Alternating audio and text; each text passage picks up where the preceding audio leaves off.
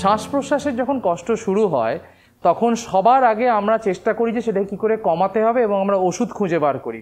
কিন্তু আরও অনেক সায়েন্টিফিক প্রযুক্তি রয়েছে যেটা থ্রু দিয়ে আমরা যদি পেশেন্টকে ওইভাবে পজিশন করে বসাতে পারি কিংবা শোয়াতে পারি তাহলে আমরা 5 to 10% হেল্প করতে পারি তাদের শ্বাসকষ্ট কমাতে।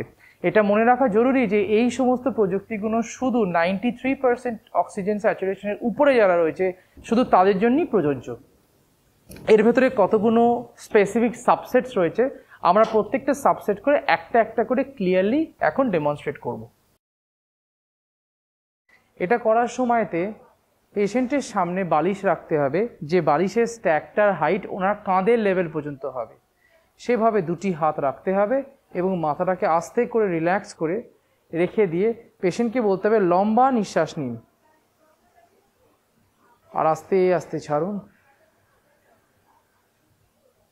আবার লম্বা নিঃশ্বাস নিন, আস্তে আস্তে ছাড়ুন।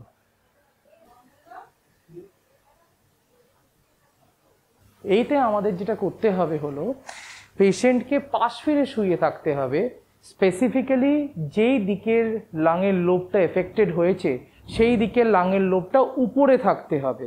যদি বাঁ দিকে এফেক্টেড হয় তাহলে বাঁ দিকটা উপরে থাকবে, আর যদি ডান দিকে এফেক্টেড হয় তাহলে ডান দিকটা উপরে থাকবে। 2 থেকে 3টে বালিশ তাকে বগলের ভেতরে দিতে হবে এবং একটি বালিশ হাঁটু দুটোর মাঝখানে দিতে হবে। এইভাবে পাশ ফিরিয়ে শুয়ে থেকে পেশেন্টকে নর্মাল গভীর নিঃশ্বাস নিতে বলতে হবে।